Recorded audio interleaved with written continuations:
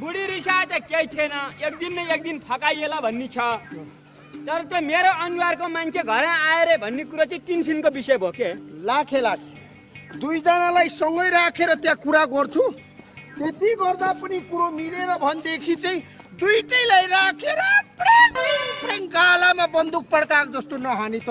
त्यसरी पड्काउन होस् गर्ने मलाई लाग्न सक्ला नि फेरि। तिम्रो बुढीले घरको काममा केही वास्ता गर्दैन भने तिमीले माया गर्छौ?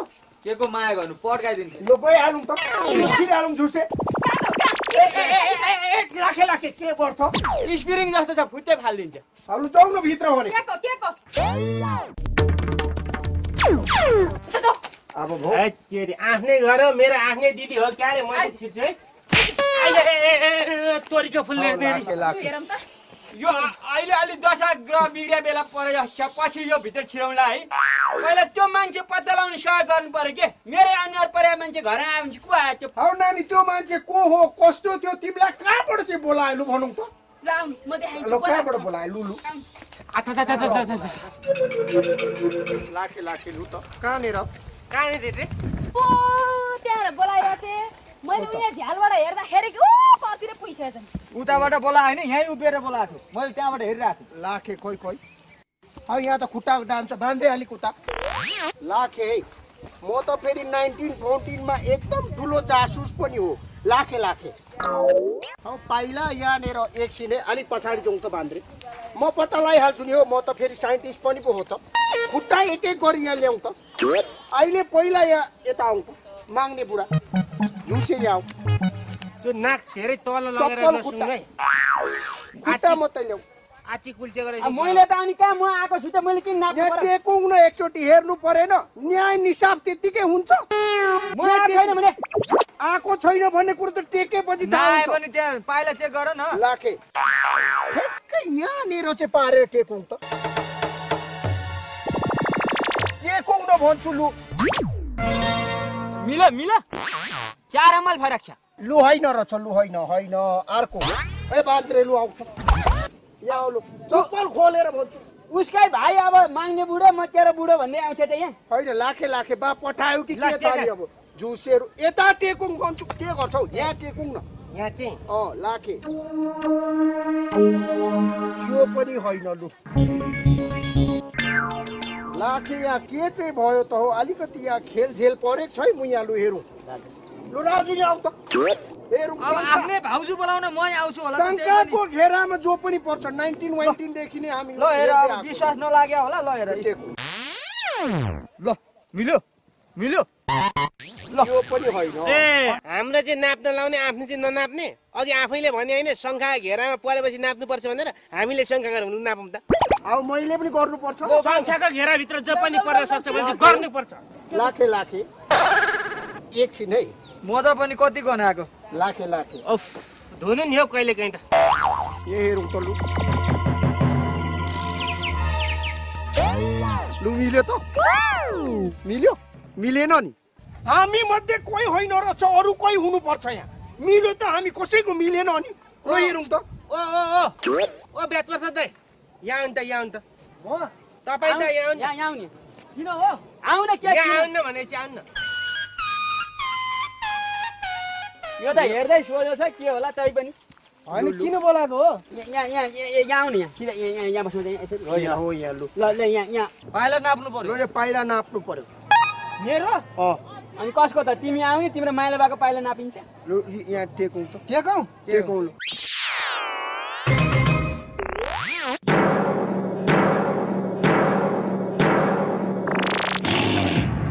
ठ्याक्कै मिल्यो। होइनस् मान्छेलाई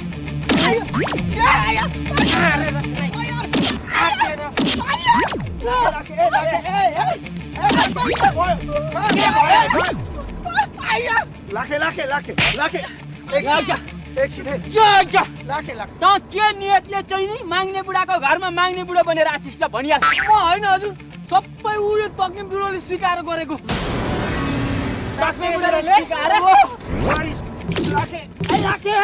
लाखे हात हाल्नुभन्दा अगाडि पहिला कुरा सुनौँ यहाँ। हो, मैले नै सिकाएर पठाएको। किन पठाएको भनेर यहाँ सोध न। तिम्रो दुईजना बुढाबुढीले गर्दाखेरि यहाँनिर हामी सबै गाउँको बेइज्जत भयो।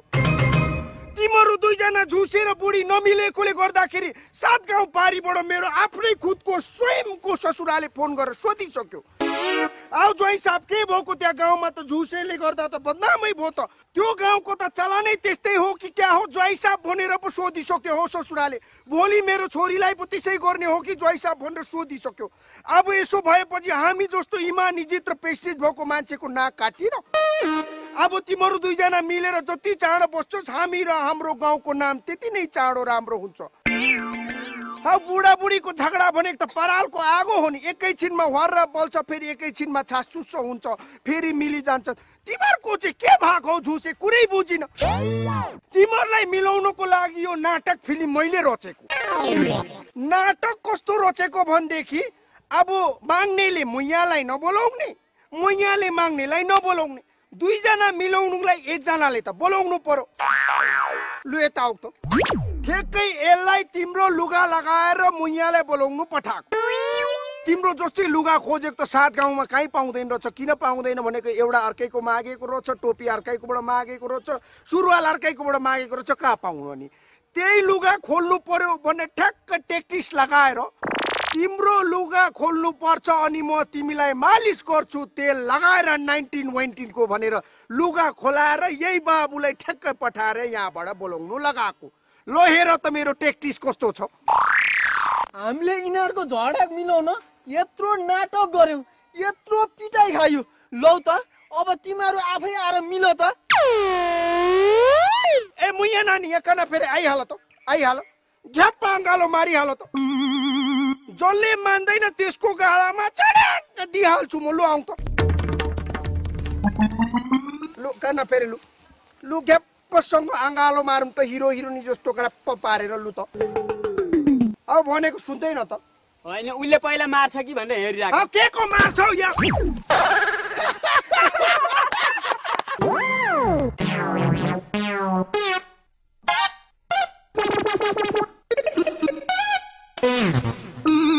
होइन के बच्चा खेले जस्तो गरे ज्योतिष बा, यो चिनोले के भन्छ राम्रोसँग हेरिदिनुहोस् न। अब राम्रोसँग हेर्दिन त, यो पनि त राम्रो हुनु पर्यो नि। तैपनि म हेरिदिन्छु। अब तिम्रो छोरा लफङ्गो हुनु, बुहारी चाहिँ कामै नलाग्ने हुनु, तिमी सडिएर जानु, को पछाडि चाहिँ तिम्रो घरको कुल बिग्रेको देखिन्छ। कुल होइन झुल होला। हाम्रो बाका खाटा कस्तो पाले पाल परे झुल्छ, रातिलाई कस्तो नमजाले मच्छरले खान्छ भने नि गर्दै आउँदै चस्सा टोक्दै फुत्ता जाँदै गर्छ यिनलाई। म चाहिँ उतापट्टि खाटा खिचिटी खिचिटी गरेर हाँसेर बसिरहन्छु, मलाई त केही पनि गर्दैन। चुप्लाक ज्योतिष बा, अब यो कुल नै बिग्रिया भनेपछि के गर्नु पर्ला त? केही गर्न पर्दैन। सत्यनारायणको पूजा जस्तो सानो पूजा लगाइदियो भने सबै चट हुन्छ। चट भने के? हाम्रा बात चट हुने भने हो? तिमीले चुप लाग भन्दा भनेर पहिले हाँस भने नि। ल त अहिलेलाई म पनि लाग्छु। सकेसम्म भरे नै पूजा लाउनु भयो भने धेरै शुभ हुन्छ।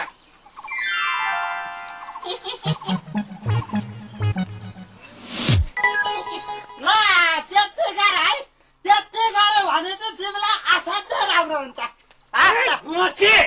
मैले त कहाँ मुन्टिन्ला, भरे बेलुकै सत्यनारायणको पूजा लाउनु पर्ने भएपछि तयारी गर्नु परेन? जा तल बेसीका पुरी बुढा कहाँ गएर 5 लिटर दुध लिएर आइजो, माथि बुढा थोकी बा कहाँ गएर मैले भने भनेर 2000 साबट लिएर आइजो, अनि चापा गाउँको हरिप्रसादका टोलीले भजनको लागि निम्ता गर। जा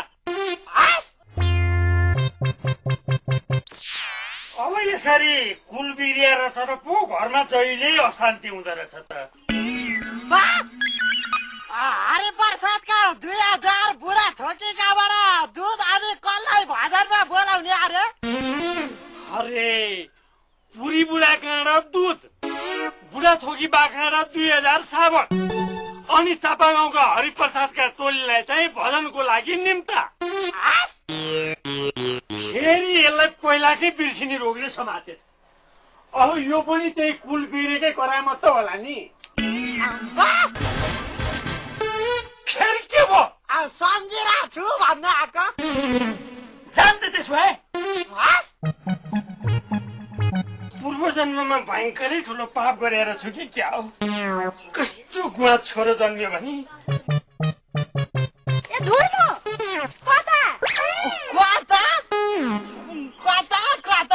फेरि बाबा सोध्नु पर्ने भने आऊ।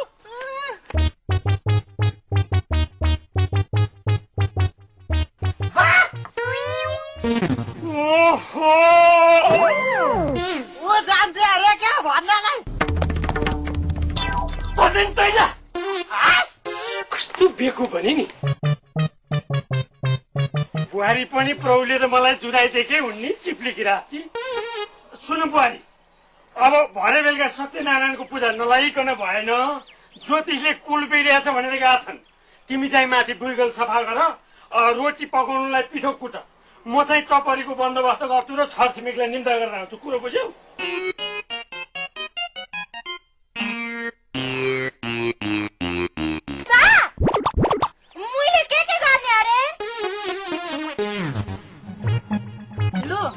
स्कुल जानु, हिजो आज त साथीहरूसँग मुकामुकी गर्नु है। हस् अझै हस्। तँलाई स्कुलमा पढ्न पठाएको कि साथीहरूसँग चुन्न पठाएको? उनीहरूले नि खोज्न आउँछन् त, अन्त के गर्नु? ए भान्जा, तिमीले हार्ने भयो भने मलाई बोलाऊ है। म त्यहाँ आएर ढिस्यु ढिस्यु दिन्छु है। केरा त अहिले हेर ल के यो चाहिँ के गरे नि? अब स्कुलमा हानाहान परिरहेको रहेछ। अनि यो हाँडी यसो सुरक्षा। यो हाडी त एकैछिनमा फुटाइहाल्छ नि। तिनीहरूले हाँडी फुटायो भने त यो लट्ठीले तिनीहरूको नाकको डाँडी फुटाइदिनु कि। हेर यहाँ बाउचेको बुद्धि, बच्चालाई त कुरा सिकाउँछन्। नसिकाएर भयो त। उहाँ सहरा त्यो तिम्रो मामाको कसको सालको क्याम्पस जाँदाखेरि हात काट्यो तरबारले भने होइन? अहिले त सबै त्यस्तै हो, सानैदेखि सिकाउनु पर्छ। तरबार त छैन, खुर्पा दिएर पठाउन बरु।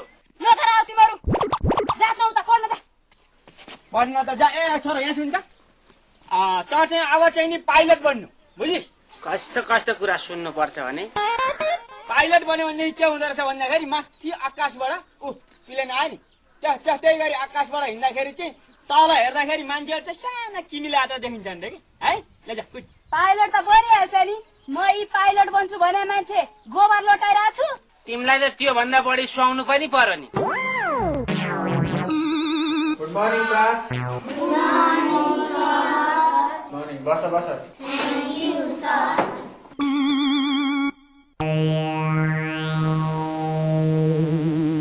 धन्न त्यो धुन्धुकारी चाहिँ आएको रहेछ। अब आनन्दले पढाउन पाइने भयो। Good afternoon sir.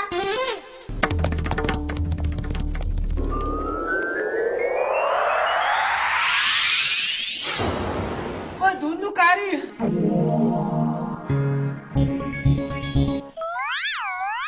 यो बाँदर त किन झुन्डेको त्यहाँ? मलाई बाले पाइलट बन्नु भनेछन् के? अब पाइलट भएपछि माथि आकाशमा जानु पर्यो। माथि आकाशबाट तपाईँलाई सानो देखिन्छ कि ठुलो देखिन्छ भनेर नि।